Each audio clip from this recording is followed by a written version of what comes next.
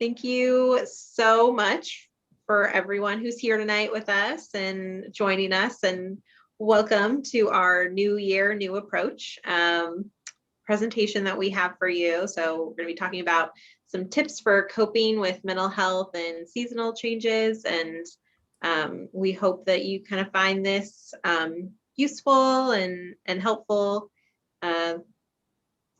for whatever it is that you're going through right now. So we're glad you're here. So I just want to quickly kind of show you the outline of what we're going to go over today. We're going to kind of talk about anxiety, depression, seasonal affective disorder, prolonged stress, and then living through an ongoing pandemic, and then kind of what are the management or the coping techniques of these things, and then talk briefly kind of about resiliency as well.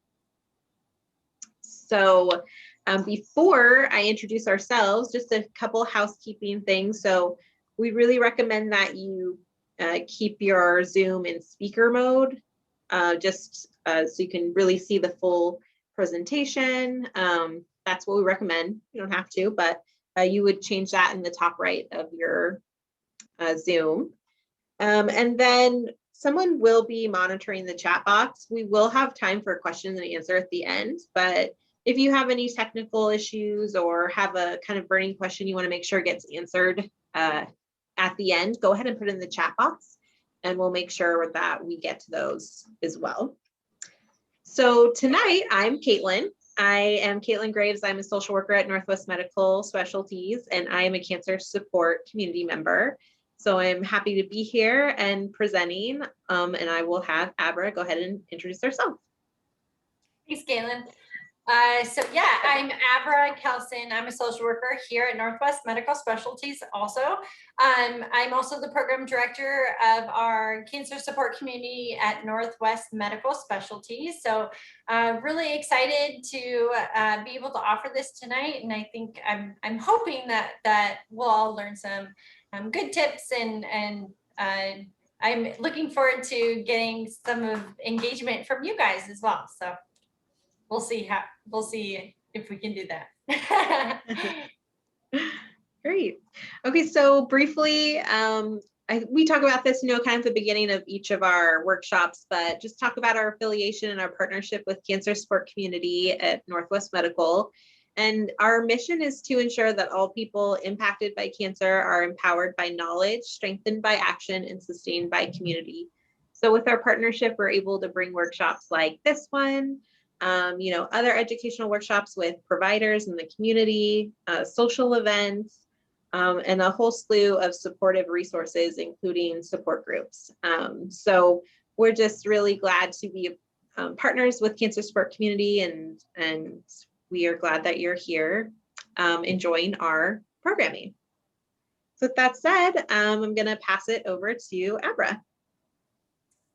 Great. Okay, so, and I feel like I'm kind of echoing, but there it goes. Okay. So as we get started today, we're going to be talking about emotional well-being and mental health stressors. So I think it's really important that we kind of start off today by acknowledging that it's normal to experience varying degrees of distress and sadness, anger, fear, based on our situations and what we might be going through. So many of you here, I think everyone here is living through a pandemic.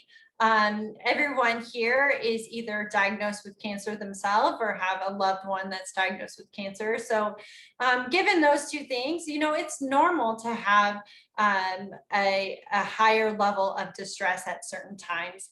And as a social worker at a cancer center, we do expect that, and especially at different pivotal time points within the cancer journey. So,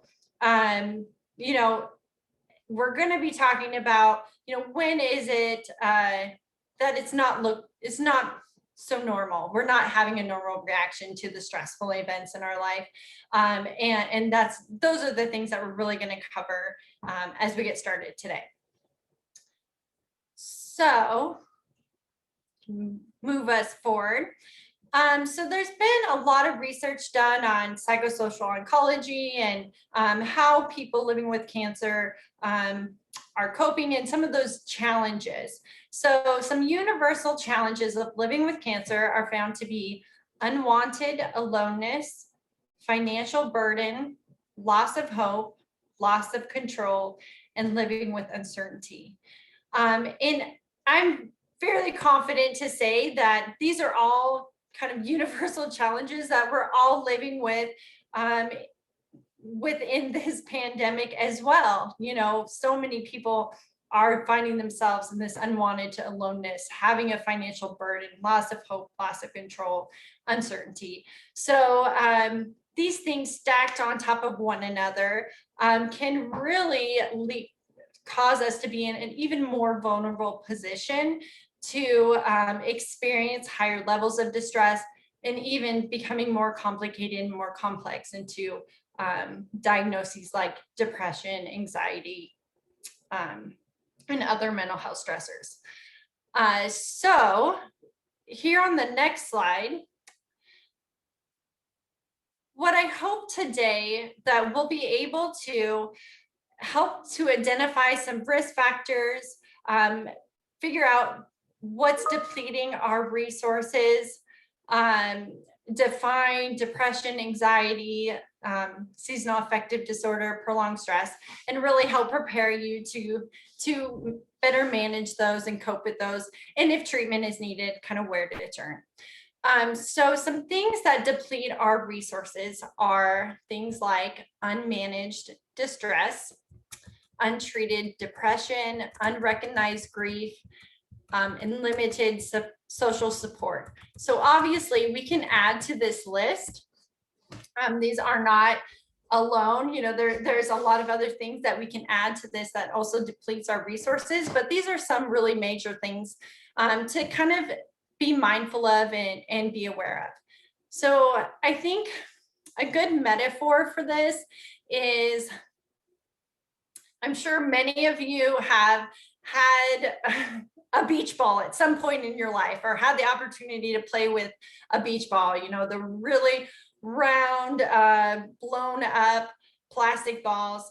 And if any one of you have ever tried to hold one of those beach balls fully submerged underwater, it can be a bit tricky. And, you know, maybe at first it's not so hard to hold it down underneath the water and have a good hold on it.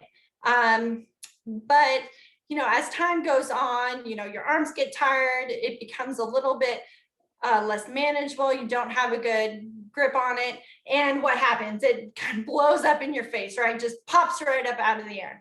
So I think a lot of times when we have these things going on under the surface and we're really not acknowledging them or addressing them, you know, we're trying to really hold them down, and anything that comes along where it just kind of puts us off our game, right? Like we got this, we're holding it down. And then that one other thing, and it could be something small that really just pushes maybe our leverage a little bit, and it blows up in our face, right? And so I think what we really want to do today is figure out, you know, how can we let that ball come up out of the water, acknowledge that it's there, not fight it, but not react to it, but just let it be and cope and manage with that being there, right? So hopefully that's what we want to accomplish today. So let's move on. Okay, so now we're going to go straight into anxiety. Now, you can see here, anxiety can be described as feeling nervous, on edge, worried. Anxiety is a normal emotion that we all experience, but intense long-term anxiety is a disorder, and especially when it starts to interfere with your functions of daily living. So when it's interfering with your social life, your occupation, your relationships, other areas, important areas of your life, right? So what we'll talk about too is, you know, like we said at the beginning, it's normal. It's normal to experience some anxiety, some worry, some fear. But what we're looking at is, when is it becoming more of a problem? When is it starting to interfere in our daily lives? And anxiety, just like coronavirus or flu or cancer, it's a real illness with real treatment and a real criteria with the diagnostic manual. So things for anxiety to be qualified as a diagnostic anxiety, you would need to be experiencing extreme anxiety or worry that occurs more days than not within a 6-month period. You're having difficulty controlling that worry. And it's associated with 3 or more of the following symptoms. So things like restlessness, or feeling keyed up or on edge, being easily fatigued, difficulty concentrating, irritability, muscle tension, sleep disturbance. And again, these are all things that are clinically significant and causing significant impairment in your daily living. So now that we know what anxiety is, what does it look like? What does it feel like?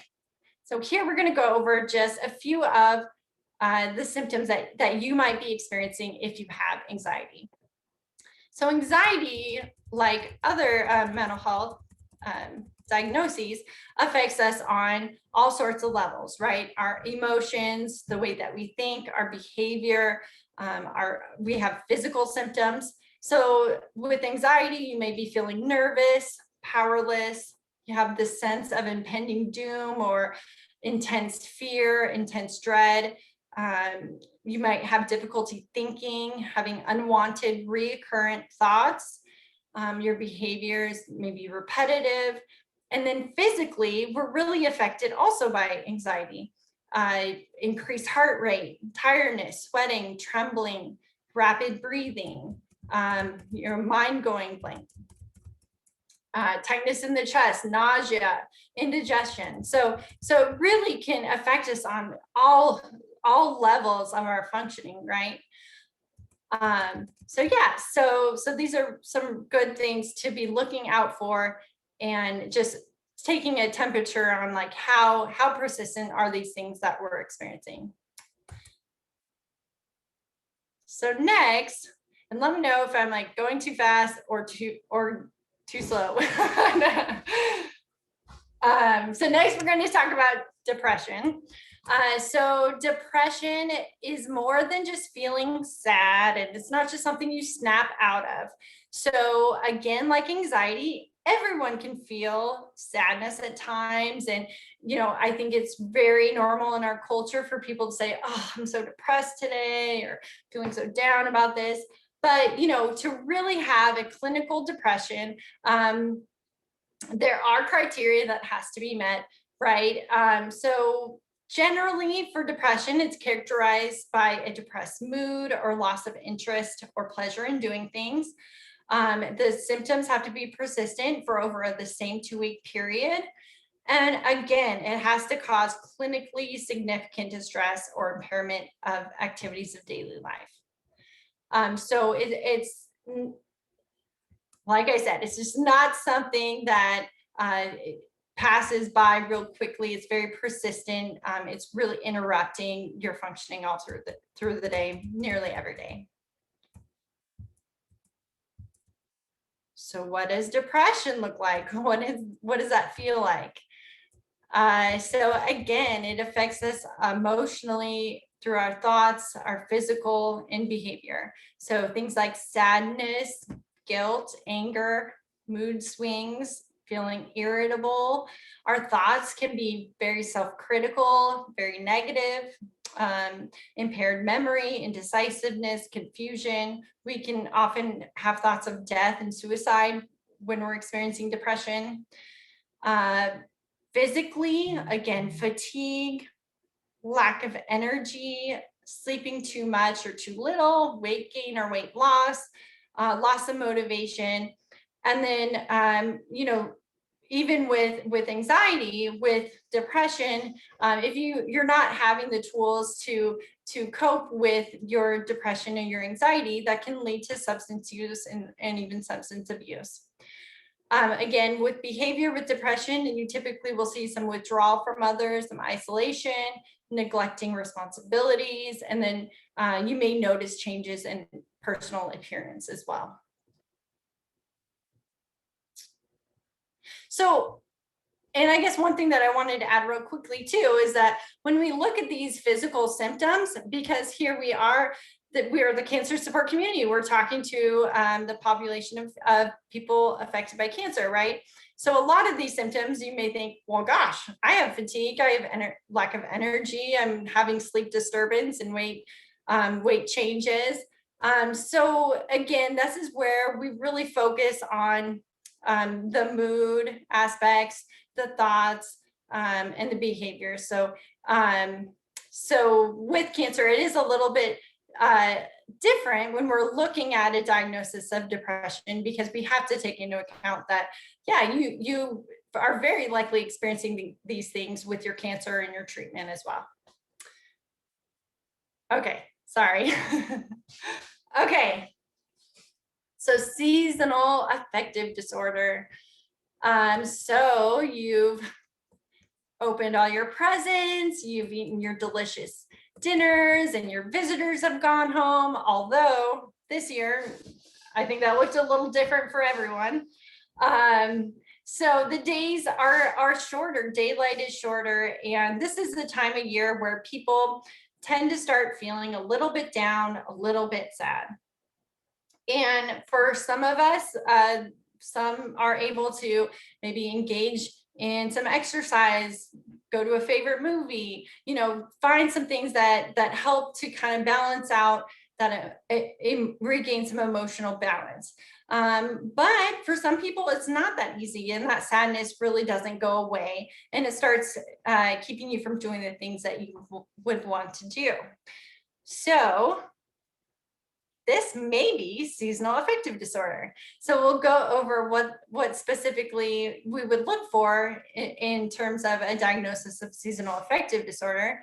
So for number one, you would have to have all those same criteria for a diagnosis of major depressive disorder. So here they are, feeling depressed most of the day, nearly every day, loss of interest, low energy, problems with sleep. So you can read down through the line. So all of those things would be present, but what would be unique would be that your episode of depression consistently occurs within the same kind of time period within the year, for 2 consecutive years. So, and that's typically lasting about 4 to 5 months. So there are seasonal affective disorder during the winter months, which is more common, but there's also seasonal affective disorder that can happen during the early spring and early summer months as well. So here, our next slide, we're going to talk about what are some of the more specific symptoms that may be more related to a winter pattern, seasonal affective disorder versus a summer pattern. So the winter pattern, I kind of think of here at the last point, it says it perfectly, like feeling like hibernating. So people tend to oversleep, they tend to overeat, crave carbohydrates, experience weight gain, have social withdrawal.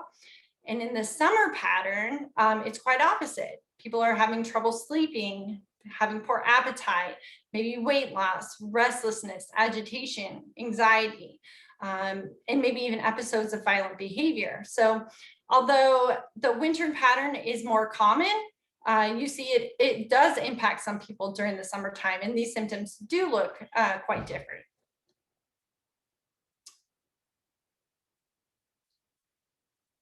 All right, so what causes seasonal affective disorder? So these are a few things that research has found that seems to contribute to causes of seasonal affective disorder. One would be your biological clock. So that reduced sunlight, causes disruption in your body's internal clock and leads to feelings of depression. That reduced sunlight also causes a drop in the serotonin, which is a brain chemical that affects your mood. So that might also be playing a role in why you're experiencing seasonal affective disorder, as well as your melatonin levels. Melatonin plays a role in your sleep patterns and your mood. So the change in the season can disrupt that balance as well. So there are a lot of different factors that can play into the seasonal affective disorder diagnosis. And as you can see here, millions of Americans may be suffering from SAD, or seasonal affective disorder, although they may not know they have the condition. It often occurs more in women than in men, and it's more common for those of us living up north where there's shorter daylight hours in the wintertime.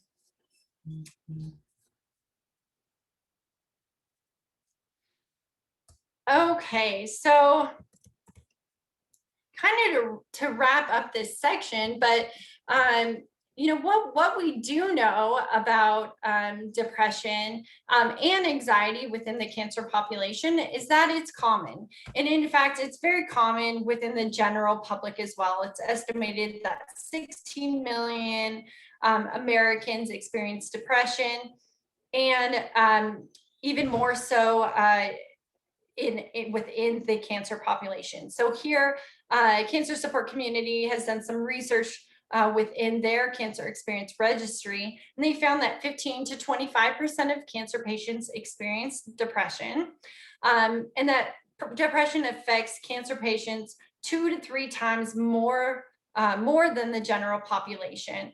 And within the cancer population, they have found that it's affecting men and women equally.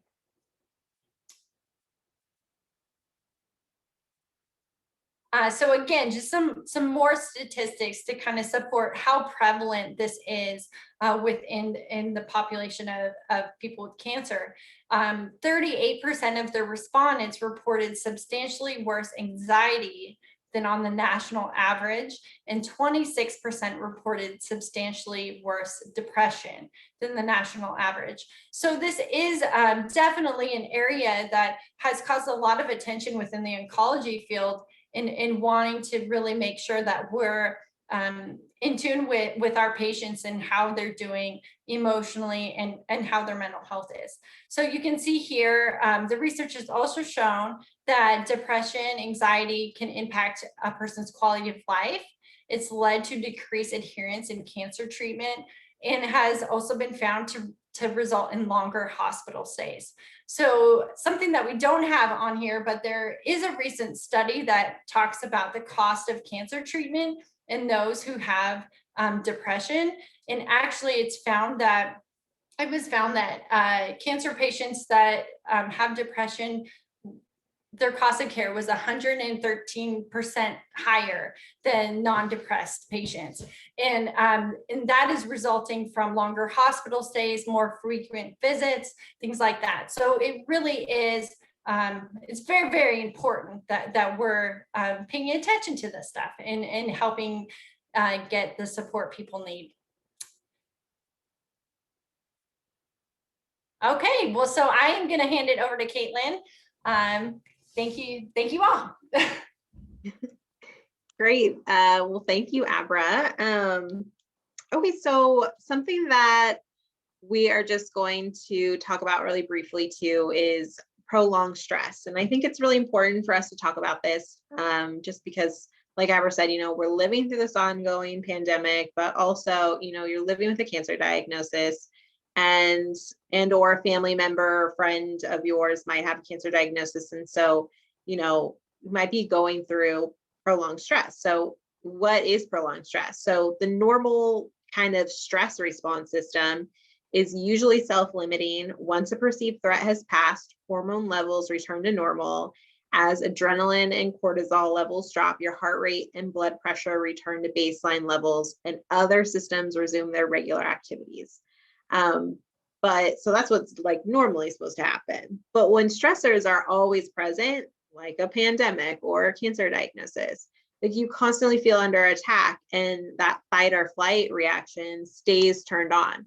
So that long-term activation of the stress response system and the overexposure to cortisol and the other stress hormones that follow can disrupt almost all of your body's processes. So, that's really something to be considerate about when you're thinking about all the constant stress and that your body is just kind of going through the stress. Like there's lots of research about how stress can impact your health. So we wanted to talk about that and talk about ways to kind of help alleviate some of that stress and manage that.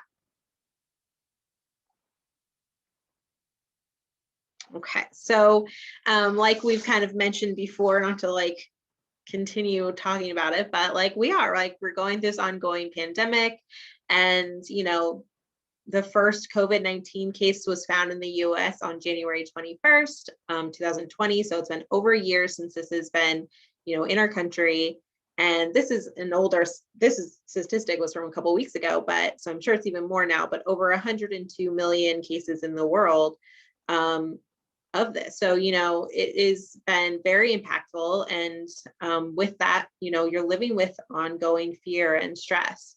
You feel isolated. You might have financial strains. This could have impacted your job in some way. You could be having relationship strains, whether that's because you're isolated from your loved ones, or maybe now you're with your loved ones all the time, quarantined.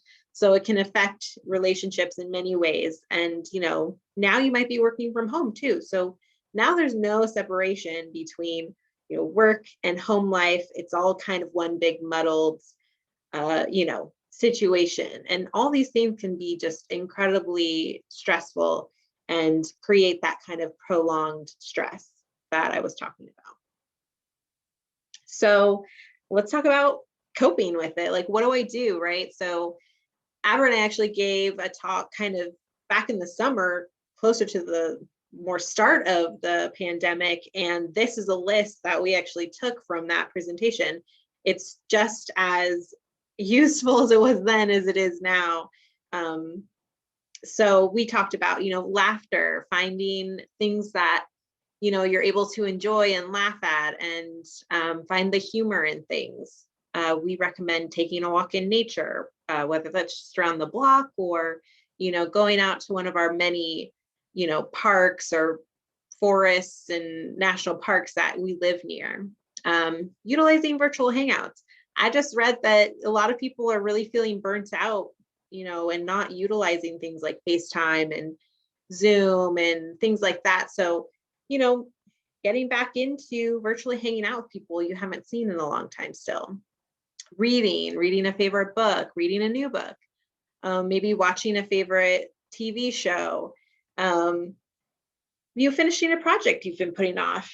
You've been home for a year. You've probably been staring at some new projects, maybe you've been wanting to take on. The next two I highly, highly recommend, which is taking a break from the news, taking a break from social media.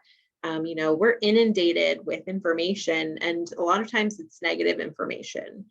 So sometimes taking a break from those things can really help with your mental health and bring back some positivity. But, with that said, we're going to engage in those things. And so we want you to get the facts, make sure wherever you're getting your information is from reputable sources. Also, joining a support group if you think that's something that you could benefit from. And then lastly, acknowledging your grief. So this is something we're going to talk about a little bit further, but I think when people hear the word grief, they think the loss of a loved one, but it can really be the loss of normalcy. So the pandemic, having a cancer diagnosis, like those things take away your sense of normalcy. And so there's lots of other loss and grief that you're going through. So with that said, we have just like a little we're a small group tonight, but we have a little kind of interactive component. We wanted to do a reflection with everyone, and we really want you to talk about, just think about, maybe write it down or just think about it. Like, what are you grieving and how can you honor and acknowledge your grief? So we really believe this is an important part in sort of coping with, these stressors in our life. And we're going to break you out into breakout rooms. You don't have to do anything. We're going to control it on our end, but we're going to break you out into a breakout room with somebody else here on the Zoom. And if you're feeling comfortable, we want you to just kind of converse and maybe talk about these questions that I just asked. And then what we'll do is we'll bring you back to this main room in about 3 minutes or so. So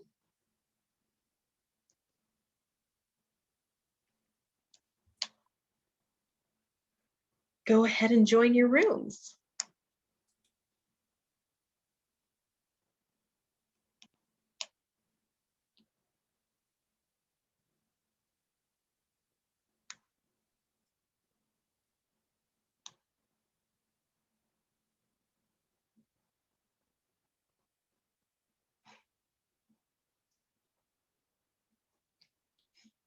Do you think we should pop in and see like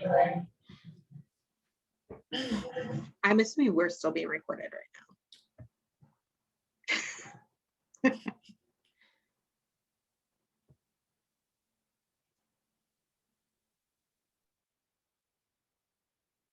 oh,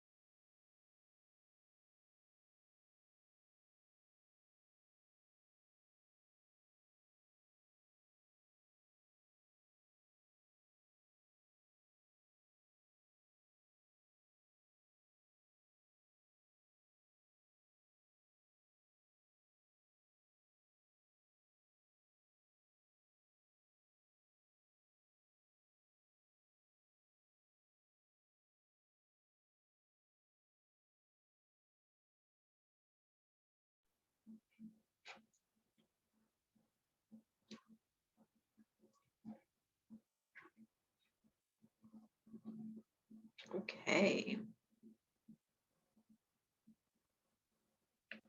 Okay, so I think people are going to start rejoining us back here.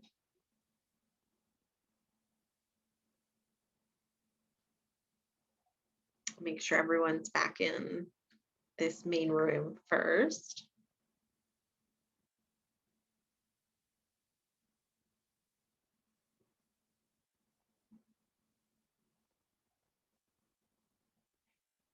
Okay,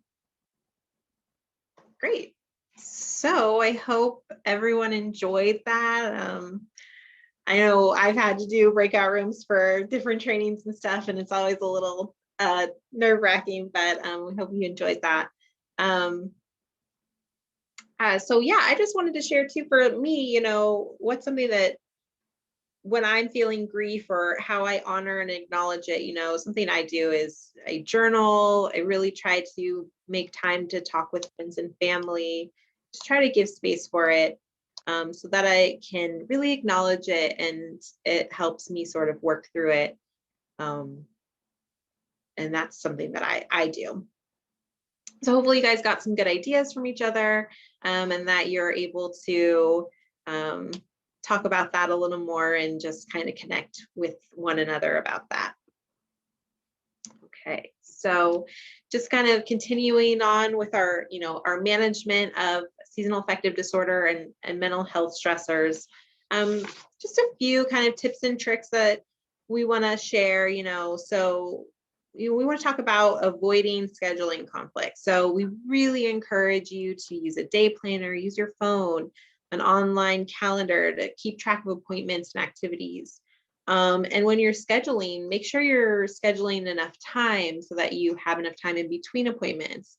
You have time to prepare for appointments. Don't schedule too many things if possible. I know sometimes that's difficult to do when you have loads of appointments and doctors and other things going on in your life. But if you're able to limit the amount you're scheduling a day or week, and if you find managing your own schedule like really exhausting, ask a trusted family friend, a family member or friend to kind of help review your appointments or help manage those with you. And the last thing I really recommend is talking to your doctor's office. Like, talk to the schedulers. They're usually really willing to accommodate you if they can, to the best of their ability. If something doesn't work for you or you're feeling really tight with time, definitely talk to them. They'll usually try to be pretty flexible.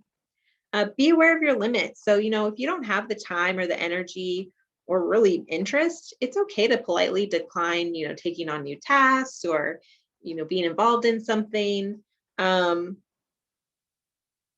Living through a pandemic, living with a cancer diagnosis, like that's life changing. And so because of that, focusing on the things that matter most to you is what makes the most sense, right? So it's okay to say no, but if you do feel, you shouldn't feel guilty about saying no. But if you find it hard to say no, maybe there's something that you can take on or do that's, an accommodation or something that's smaller.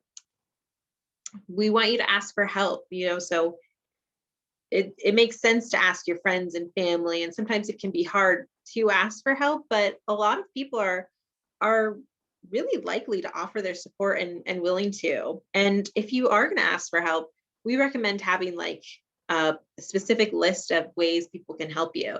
So for instance, that might be helping you grocery shop, or helping you meal prep, watching your kids for a few hours. So having just a specific list for people is really helpful. Prioritize your tasks. So, having a lot of tasks can be really overwhelming, but make a list of things you do routinely or things that you want to get done. And then, prioritize those. What's most important to you to get done, or triage them. So that way, if you don't have all the time, every day to get through everything, just focus on what's at the top and know that that's the things you want to get done. And then breaking down tasks into smaller steps. So some tasks can be like really overwhelming to think of when you look at it in a big picture. But like, for instance, I need to deep clean my whole house. Well, that is a large task to take on. But if we break it down and work one thing at a time, maybe I'll just start with cleaning the bathroom today. Then that seemingly overwhelming task becomes more doable. Concentrate your efforts on things you can control. So this is something that's a little more difficult. I know I find myself working on this a lot, is we spend a lot of energy and time focusing on things that we really have no control over. So I think a good rule of thumb is that if there's something that's really weighing you down or stressing you out, kind of just take a step back, ask yourself, is this something I have any control over? If the answer is no, then, try to take that and store the energy you would put towards that and the stress you put towards that, that energy that you're spending, try to reserve it for something else that you do have control over. If the answer is yes, I do have control over it, then take this as a time to reflect and think about how you can, better tackle it the next time it comes up. Or, try to break down the ways you can manage it. So, but sucking up that energy on things that you can't control, it really is a lot of stress that you probably don't even realize you're putting on yourself. And the last thing we have on this short list is, get help with financial problems. So, ask your social workers, ask the patient navigators. There's a lot of funds out there to help assist people, and it's definitely worth asking to see if you qualify for any of them. And doing that before the financial burden becomes very large, so that it's more feels like you can tackle it easier. So just going to talk really quickly about treatment for seasonal affective disorder. So some of these things you'll see is being repeated as kind of good treatment or coping for all these mental health stressors, but specifically for seasonal affective disorder, one of the first lines of the therapy and the treatment is light therapy. So you may have heard of these kind of light boxes that you are exposed to a bright light. You sit a few feet away from it and you do it within the first hour of the day after waking up. And it's supposed to mimic sort of natural daylight outside. And what they found is that this light therapy mimics natural outdoor light. And what it does is it appears to cause a change in the brain chemicals linked to your mood. So it's really more for fall onset SAD. So kind of what Aber talked about seasonally, this is more for the, shorter days, the winter season. And there's not a lot of research behind it. It's pretty limited, but it appears to be really successful for people who are experiencing seasonal affective disorder. Medications, obviously, we want you to talk to your doctor about that, and also the light therapy, talking to your doctor about that. But if you feel that your symptoms are more severe, you might need something like an antidepressant or an anti-anxiety. So talking to your doctor about medications, what works for you and what is going to be good for you, is something that definitely want to talk to your primary care about, so they can kind of monitor your symptoms over time and really be aware of what's going on with you. Psychotherapy or counseling, specifically for seasonal affective disorder, they recommend cognitive behavioral therapy. So identifying and changing negative thoughts and behavior is something that you would work on through cognitive behavioral therapy. You learn healthy ways of coping, and then learning those behavior changes and things that can help you manage the stress. The last one is mind-body connection. So relaxation techniques such as yoga, meditation, guided imagery, music, or art therapy. Those are things of mind-body connection. So just continue a little more. We have some more stress management strategies, and you'll kind of see these sort of as being repeated. Some things I've already said, but with that said, this shows how, well these work for people. Eating a healthy diet and getting regular exercise and plenty of sleep. If you're having trouble or you have some dietary restrictions, talk to your doctor about getting connected with a nutritionist or a dietitian. They're happy to put that referral in, and they can help with that. practicing relaxation techniques such as yoga, we talked about kind of deep breathing, getting a massage, or learning to meditate. So that whole mind-body connection. There's also a lot of apps out there, apps like Headspace, apps like Calm. Those can really help with breathing exercises or guided imagery, especially in terms of sleep. It can help you wind down at night. Taking time for hobbies. So we talked about reading and watching a favorite TV show, listening to music. Maybe your hobby is like going for a walk. Fostering healthy friendships, kind of talking more about, utilizing the FaceTime or the Zooms to talk with family and friends. So maintaining those friendships and keeping them going. Having a sense of humor. So going back to laughter. Volunteering in your community. So this is something that I think is really nice in terms of like giving back to your community or serving other people. It can really have a positive effect on your mental health. With COVID, obviously, there's a lot of restrictions and maybe you're not comfortable getting back out in the community, but there might be other things you can do from home. Maybe that's doing something over the phone or donating stuff.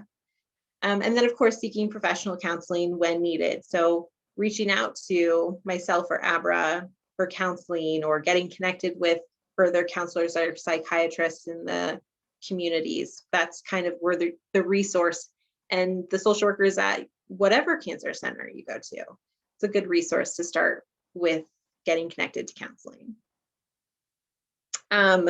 We kind of came up with 3 daily actions you can take.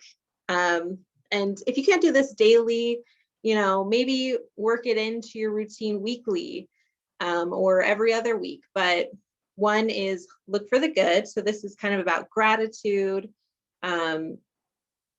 And my suggestion was to write a short list, maybe 3 things that you're grateful for. It just doing that sometimes can help recenter yourself and sort of kind of look at the things sometimes you don't necessarily think about that you really are grateful for. And practicing gratitude can really also positively affect your mental health. Maybe 10 mindful minutes. So maybe that's a mindfulness activity or, some breathing exercises or body relaxation, meditation. Including that into your routine can be really helpful. And, Abra and I can always connect you with different types of mindfulness activities and things that you can try at home. We have, access to those resources and we're willing to help you find something that works for you. And then the last one is, acts of kindness. So kind of giving back to your community, that volunteering or doing something good for a friend or family member or a neighbor. That can also be an action that you can take. And I just want to say, I think practice makes perfect. So it's really easy to say to do all these things. And I just said like a lot of things, but it takes a lot of practice to incorporate these things. It's not that easy. The hustle and bustle of everyday life, it can get really overwhelming. So, just if you don't do some of these things for a few days or a week or a couple of weeks, don't get down on yourself. Just, pick it back up and try it again. So practice makes perfect, and they're skills because it's something you have to learn how to do. It's not something we're born naturally knowing to do. So, and Abra's gonna talk about resiliency now. Thanks, Caitlin. Yeah, I was thinking the exact same thing. So I'm really glad you said that. Okay, well, so let's talk a little bit about resilience. So this slide gives a good definition of what we're referring to when we talk about resilience. So these are an individual's protective attributes and her personal characteristics, which are thought to be modifiable and promote successful adaptation to cancer, including, among other things, finding meaning and purpose in life, sense of coherence, self-esteem, self-efficacy, cognitive flexibility, coping, social support, and spirituality. So these are all things that, like we said, are modifiable, are learned, and can be strengthened. Here on the next slide, we'll see more specific examples of what resiliency is. So it's an active process of facing adversity related to a cancer experience. The ability to restore emotional and physical functioning when confronted with a stressful life event. It's not something you have or you don't have. And I lost my screen there. Okay. Gosh, I'm so sorry. The PowerPoint's like that slide just disappeared. Oh no. I'm so sorry. Oh, that's okay. Oh, Here it goes. there it is. And resiliency involves behaviors, thoughts, and actions that can be learned and developed in anyone. So along the same lines as what Caitlin is talking about, these are all really great behaviors, thought modifications, actions, things that we can engage in to help improve our mood and help us cope with adversity. I think a part of that is just learning, right? And kind of giving yourself that grace to learn how to incorporate that in your life, and like Caitlin said again, not biting off something too large, but taking smaller pieces. So the key takeaways for today's presentation. We really hope that you leave today realizing that mental health stressors are treatable and they are manageable. Resilience can be learned and strengthened. Acknowledging your grief matters, and you don't have to do this alone.